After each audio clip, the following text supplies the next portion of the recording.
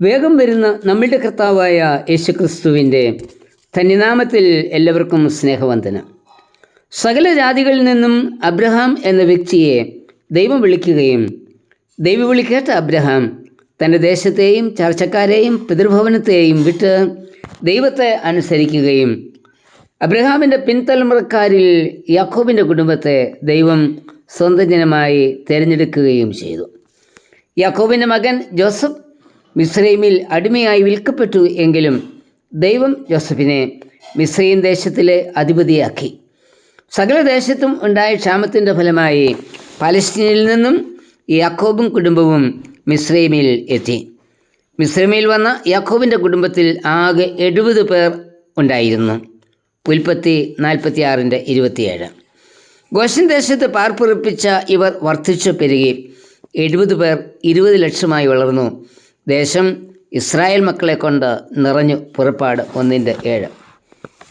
തുടർന്ന് യോസഫിനെ അറിയാത്ത ഒരു രാജാവ് മിസ്രൈമിൻ്റെ ഭരണം ഏറ്റെടുത്തു. വ്യവസ്ഥകൾ മാറി. ഇസ്രായേൽ ജനതയുടെ ജീവിതത്തിൽ കാർമേഘങ്ങൾ അടിഞ്ഞുകൂടി. അവർ മിസ്രൈമിൽ അടിമകളായി മാറി. കഠിന വേല നിമിത്തം ഇസ്രായേൽ ദൈവത്തോട് നിലവിളിച്ചു.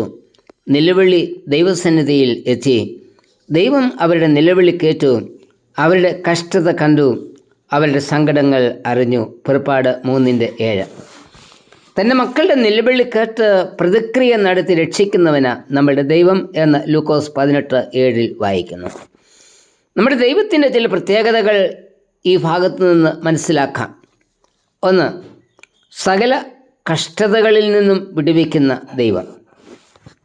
കഷ്ടതകൾ അനുഭവിക്കുന്നതിൻ്റെ ജനത്തിൻ്റെ നിലവിളി കർത്താവ് കേട്ടു. എന്നാൽ തൻ്റെ ജനത്തെ പീഡിപ്പിക്കുന്നവരുടെ നിലവിളി കേൾക്കയില്ല എന്ന് യെശയ്യാവ് 1:15 പറയുന്നുണ്ട്. അവർ എത്ര തന്നെ പ്രാർത്ഥന കഴിച്ചാലും ദൈവം കേൾക്കയില്ല എന്ന് വീണ്ടും പ്രവാചകൻ പറയുന്നു. ഇത് നമുക്ക് നൽകുന്ന ഒരു മുന്നറിയിപ്പാണ്. മറ്റുള്ളവരെ കഷ്ടപ്പെടുത്തുകയും അവർക്കെതിരായി പ്രവർത്തിക്കുകയും ചെയ്ത ശേഷം ദൈവസന്നിധിയിൽ കഴിക്കുന്ന പ്രാർത്ഥനയ്ക്ക് മറുപടി ലഭിക്കില്ല. ദൈവം കഷ്ടതകൾ അനുഭവിക്കുന്നവൻ്റെ പക്ഷത്താണ്. തരം താഴ്ത്തപ്പെട്ട സ്ത്രീകളുടെയും സമൂഹം വെറുത്തിരുന്ന ചുങ്കക്കാരുടെയും യഹൂദൻ വെറുത്തിരുന്ന ശമര്യക്കാരുടെയും ഭൂതം ബാധിച്ച കഷ്ടതകൾ അനുഭവിച്ചിരുന്നവരുടെയും പക്ഷത്ത് നിന്നുകൊണ്ട കർത്താവ് പ്രവർത്തിച്ചത്. ഇത് നമുക്ക് നൽകുന്ന പ്രത്യാശയാണ്. നമ്മുടെ നിലവിളി കേൾക്കുന്ന ഒരു ദൈവമുണ്ട്. വിശ്വാസം നിമിത്തം നാം ഉദ്ധരിക്കപ്പെടുമ്പോൾ, മറ്റുള്ളവർ നമ്മെ നിന്ദിക്കുമ്പോൾ നാം തനിയെ അല്ല. കർത്താവ് നമ്മോട് കൂടെയുണ്ട്. കർത്താവ് പറഞ്ഞു, അധ്വാനിക്കുന്നവരും ഭാരം ചുമക്കുന്നവരും ആയുള്ളവരെ എല്ലാവരും എൻ്റെ അടുക്കൽ വരുവീൻ, ഞാൻ നിങ്ങളെ ആശ്വസിപ്പിക്കും. നമ്മുടെ വേദനകൾ കർത്താവ് അറിയുന്നത് പോലെ തന്നെ നാം മറ്റുള്ളവരെ വേദനിപ്പിക്കുന്നതും കർത്താവ് കാണുന്നു എന്നത് ഒരിക്കലും മറക്കരുത്. 2. നമ്മെ തൃപ്തിപ്പെടുത്തുന്ന ദൈവം.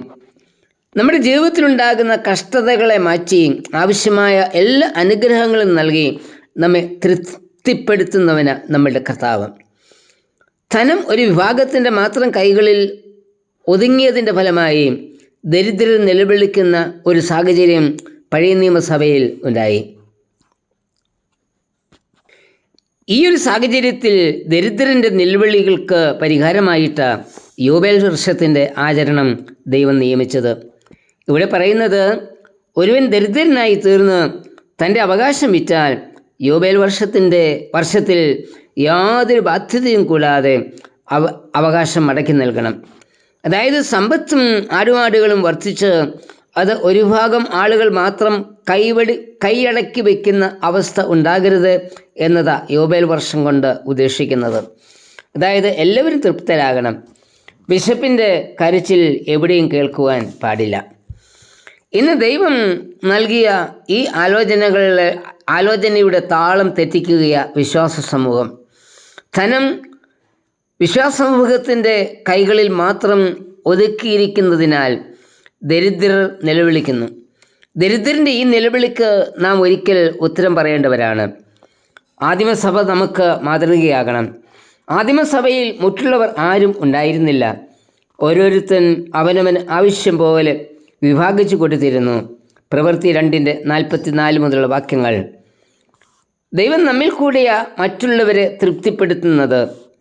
വിശക്കുന്നവൻ്റെ വിശപ്പ് മാറ്റുന്നതും ദാഹിക്കുന്നവൻ്റെ ദാഹം ഇല്ലാതാക്കുന്നതും നഗ്നനെ ഉടുപ്പിക്കുന്നതും എല്ലാം നമ്മിൽ കൂടി ദൈവം തന്നെയാണ്. വേദനിക്കുന്നവൻ്റെ വേദന നമ്മളുടെ വേദനയായി കാണുമ്പോൾ മാത്രമേ നമ്മുടെ കരം അങ്ങനെയുള്ളവരുടെ നേർക്ക് നീളുകയുള്ളൂ. വിശ്വാസ സമൂഹം പങ്കുവയ്ക്കുന്ന സമൂഹമായി മാറുമ്പോൾ എല്ലാവരും തൃപ്തരാകും. നമ്മുടെ ദൈവം കഷ്ടതകളിൽ നിലവിളിക്കുന്നവൻ്റെ നിലവിളി കേൾക്കുകയും കഷ്ടതയിൽ നിന്ന് വിടുതൽ നൽകുകയും ചെയ്യുന്നു. അനുഗ്രഹങ്ങൾ നൽകി അവൻ എല്ലാവരെയും തൃപ്തരാക്കുന്നു. എന്നാൽ ഇവ പൂർണ്ണതയിൽ എത്തണമെങ്കിൽ നമ്മുടെ സഹകരണം കർത്താവിന് ആവശ്യമാണ്. അതുകൊണ്ട് ഈ പുതിയ വർഷം കർത്താവിൻ്റെ പ്രവർത്തനത്തിൽ നമുക്കും പങ്കുചേർന്ന് കരയുന്നവരുടെ നിലവിളി കേൾക്കാം. കർത്താവെ, മറ്റുള്ള വേദനയെ എൻ്റെ വേദനയായി കാണുവാനും അവരുടെ വേദനയിൽ പങ്കുചേരുവാനും ഉള്ള മനസ്സ് എനിക്കും തരണമേ. ആമേൻ.